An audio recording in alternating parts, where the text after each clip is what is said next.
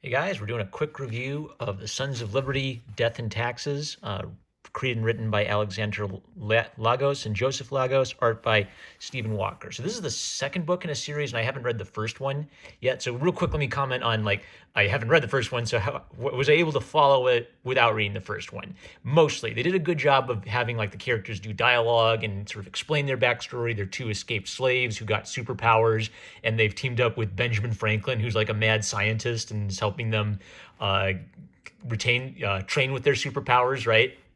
Uh, there were some things I wasn't able to pick up on. Like they talked about a girl back home, and I wasn't sure if they were talking about their sister or one of their girlfriends. So I would have appreciated one page at the beginning saying our story so far.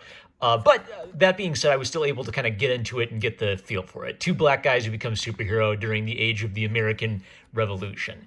There's also a fun debate between the two characters. One of them wants to get out of America as quickly as possible and go back to Africa. The other feels like, well, I support the ideals of the revolution, so even if we're not white, maybe we should stick it out here. So it's kind of neat seeing that back and forth between the two of them. And then there are also other fun tidbits, like they make fun of how people make fun of Ben Franklin because his son is a royalist and becomes a governor, working for the King of England. So the integration of the history into the fantasy is pretty fun. Historical characters show up, but then also there are evil scientists, harnessing the power of electricity to give people superpowers.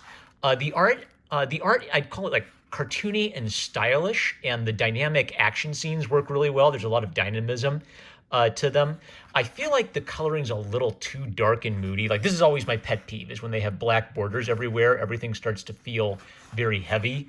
I'd have liked it if, maybe the moody, firelit tavern scenes, we had the warm lights and the kind of the warm firelight, and then in the daytime scenes we'd maybe have a brighter color composition. But that little pet peeve aside, it's kind of interesting, unique cartoony art and a very fun premise. So I enjoyed it and I would check it out. I don't think I'm going to do the 1 minute review for this one, since we're just going to do a 2 minute review. Sorry, TikTok, you're missing out this time.